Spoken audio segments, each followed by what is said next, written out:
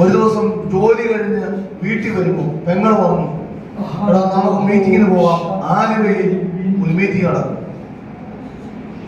എന്നോട് പറഞ്ഞു, ഒരു ദൈവ കാനഡയിൽ ബസ് സൂക്ഷിക്കുന്നു. അദ്ദേഹം ആരാണ്? ആലിസൺ കെ സാമി ചർച്ചിന്റെ ആ ദൈവ മനുഷ്യനെ അവിടെ ശുശ്രൂഷിക്കും. എനിക്ക് അദ്ദേഹത്തെ കുറിച്ച് അറിയത്തില്ല. എന്നോട് ചേരുമ്പോൾ 100-500 പേര് കൂടുതൽ വലിയ യോഗമാണ്. എനിക്ക് പ്രതികരിക്കുന്നത് ദേഷ്യമായിരുന്നെന്ന് ഞാൻ പറഞ്ഞില്ലേ.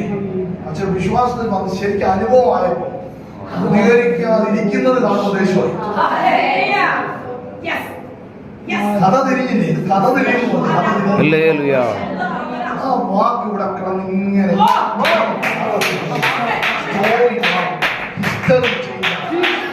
ഈ സഭയ്ക്കകത്ത് വന്ന് കയറി ഒത്തിരി പേരുടെ ഹിസ്റ്ററി ചെയ്യാം.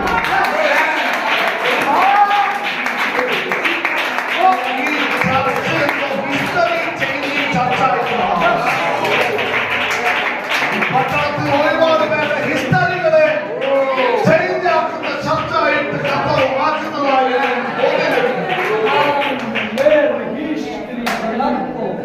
പോയി മാറി മാറി സ്ഥലങ്ങളിൽ ഇരിക്കാൻ അറിയാൻ മേലാതെ അവിടെ എവിടെയൊക്കെ പോയിരുന്നു. പ്രതികരണം നടന്നില്ല. ഭയങ്കര ഫയർ മീറ്റിംഗ് നടക്കുക. ഒത്തിരി രോഗികൾ സൗഖ്യമായി കൃപാവരങ്ങളുടെ വളർച്ച നടക്കുന്നു. അസാധാരണമായ ദൈവസാന്നിധ്യത്തിൽ ചെറുപ്പക്കാർ പിള്ളേർ കറണ്ടടിക്കുന്ന ഇതെല്ലാം കണ്ടച്ച് നിരാശയോടെ കർത്താവേ എനിക്ക് കിട്ടിയില്ലല്ലോ, പറ്റിയില്ലല്ലോ വീട്ടിൽ പോയി.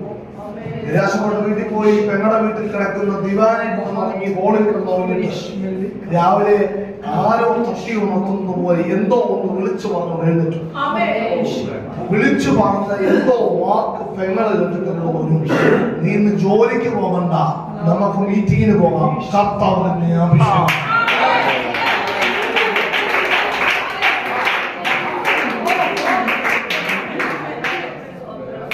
ഞങ്ങളുടെ ജീവിതത്തെ തിരിച്ചു വിടാം. ആ ദിവസം മറക്കാൻ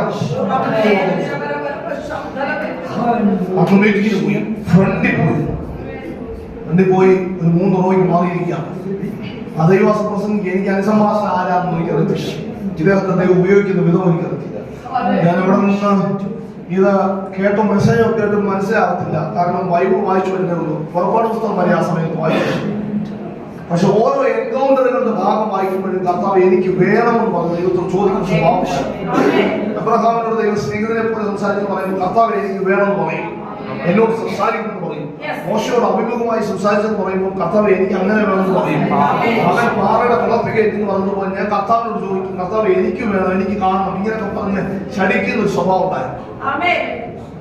ഞാനന്ന് രാവിലെ യോഗത്തിന് പോയി നിൽക്കുമ്പോൾ ഇദ്ദേഹം പ്രസംഗിച്ചോണ്ടിരിക്കുന്ന പ്രസംഗം ഒന്നും മനസ്സിലാക്കുന്നില്ല. പക്ഷെ പ്രാർത്ഥിക്കുമ്പോൾ അഭിഷേകം പ്രാർത്ഥിക്കുന്ന അറിയാവുന്നതുകൊണ്ട് ഓടി മുന്നോട്ട് വരാൻ പറഞ്ഞു. ഞാൻ ഉൾപ്പെടെ കുറെ ചെറുപ്പക്കാർ മുന്നോട്ട് പോയി. സ്റ്റേജിലേക്ക് ഇറങ്ങി വന്നു. എന്റെ ചിന്ത അദ്ദേഹം കൈവെക്കുന്നു, എന്റെ അഭിഷേകം പ്രാർത്ഥിക്കുന്നുണ്ട്. അപ്പൊ എന്റെ അടുക്ക വന്നു. നേരെ താഴ്ത്തി വന്നിട്ട് 2 പേർ നിൽക്കുകയാണ്. നടുക്ക് ഞാൻ നിൽക്കുന്നു. ഈ 2 പേരുടെയും എന്റെ ഇടത്തും വലത്തും നിൽക്കുന്ന 2 പേര് നടുവേറെ കൊണ്ട് ചുമ്മാ ഇങ്ങനെ തൊട്ടേച്ചിരിക്കുന്നു. നടുക്ക് ഞാൻ നിന്നെ തൊട്ടില്ല. പുള്ളി തിരിച്ച് സ്റ്റേജിലേക്ക് കയറിപ്പോയി. എനിക്കത് ഭയങ്കര നിരാശയായി. കാരണം ഈ 2 പേര് ഭയങ്കര പവർ എക്സ്പീരിയൻസ് ചെയ്യാം. ഞാൻ നോക്കുമ്പോൾ ചെറുപ്പക്കാർ പിള്ളേരെല്ലാം കണ്ണടിച്ചത് സ്റ്റേജിലേക്ക് കിടന്ന് വയറുമെല്ലാം പോയി ആ തെറിക്കുക. ഭയങ്കര ദൈവശക്തിയെ പോയി. എനിക്ക് നിരാശ വന്നു. എന്നെ കർത്താവിന് വേണ്ടായോ എന്ന് ചോദിച്ച് വളരെ സങ്കടത്തോടിരിക്കുമ്പോൾ തിരിച്ച് സ്റ്റേജിലേക്ക് ഒരു വാക്യം വിളിച്ചു പറയുക. ഏലിയാവ് എലീശയോട് ചോദിക്കുന്നു, ഞാൻ നിനക്ക് എന്തു ചെയ്തു തരണം? ഏലിയാവ് ആരാന്ന് എനിക്കറിയത്തില്ല, എലീശ ആരാന്ന് എനിക്കറിയത്തില്ല. പക്ഷേ നിന്റെ ആത്മാവിന്റെ ഇരട്ടി പങ്ക് എന്റെ മേൽ വരുമാറാകട്ടെന്ന് കേട്ടപ്പോ എനിക്ക് മനസ്സിലായി, ഞാൻ 6 മാസം കൊണ്ട് പരിശുദ്ധാത്മാവിനെ കുറിച്ച് പറയുന്നു എന്ന ബോധ്യത്തിൽ ജീസസ് ജീസസ് എന്ന് പറഞ്ഞു. നിലത്തുനിന്ന് കാലും കുറച്ച് ചാടി 8-10 തവണ പറഞ്ഞു. അതിനുശേഷം പറഞ്ഞില്ല, നാക്ക് തിരിഞ്ഞുപോയി. അവൻ നാക്കെ പറയാനൊക്കുന്നില്ല. ഒരു ഭയങ്കര തിരി എന്റെ മേൽ ഇറങ്ങി. എന്റെ ശരീരം മുഴുവൻ ഒരു ദൈവശക്തി പൊതിഞ്ഞു. എന്റെ ശരീരത്തിന്റെ കൺട്രോൾ പോയി. ദൈവസാന്നിധ്യത്തിന്റെ അകത്ത് അന്ന് രാത്രി അന്ന് പകൽ എന്നെ പരിശുദ്ധാത്മാവിന്റെ അഭിഷേകത്താ ദൈവം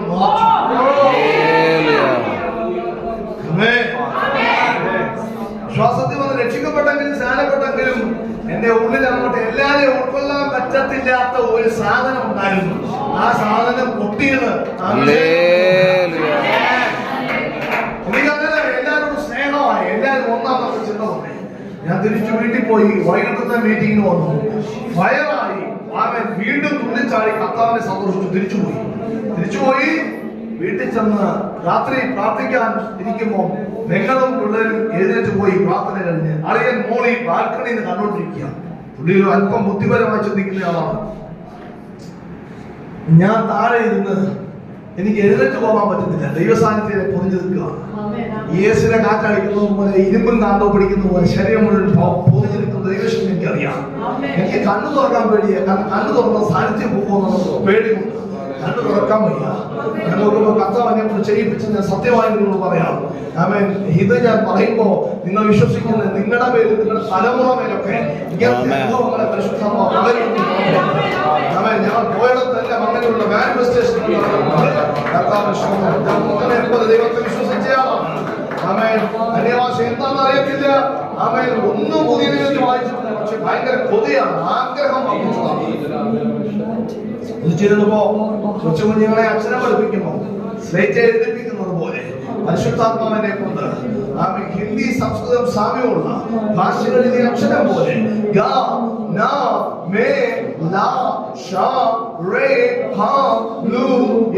ഇങ്ങനെ അക്ഷരങ്ങൾ പോലെ കൈകൊണ്ട് അന്തരീക്ഷത്തിൽ എഴുതാൻ തുടങ്ങി. അക്ഷരങ്ങൾ പോലെ കൊച്ചുകുട്ടി സ്ലേറ്റിൽ എഴുതുന്നത് പോലെ അന്തരീക്ഷത്തിൽ കണ്ണുമടച്ച് എഴുതി പറഞ്ഞു ഇങ്ങനെ പൊക്കോണ്ടിരിക്കുകയാണ്. 5 മിനിറ്റ് കഴിഞ്ഞപ്പോഴത്തേക്കും ഈ അക്ഷരങ്ങൾ പറഞ്ഞുകൊണ്ടിരുന്നത് മാറി ആ അക്ഷരങ്ങൾ കൂട്ടി വാക്കുകളായി. 10-15 മിനിറ്റ് കഴിഞ്ഞപ്പോഴത്തേക്കും വാക്കുകൾ മാറി സെന്റൻസ് ആയി. ഒരു 15-20 മിനിറ്റ് ആയപ്പോഴത്തേക്കും മലയാളം സംസാരിക്കുന്നത് പോലെ അന്യഭാഷയിൽ സംസാരിക്കാൻ പരിശുദ്ധാത്മാവിന്റെ അസാധാരണ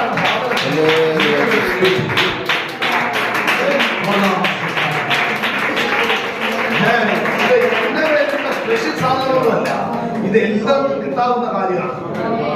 ദൈവത്തെ അതുപോലെ വിശ്വസിച്ചാൽ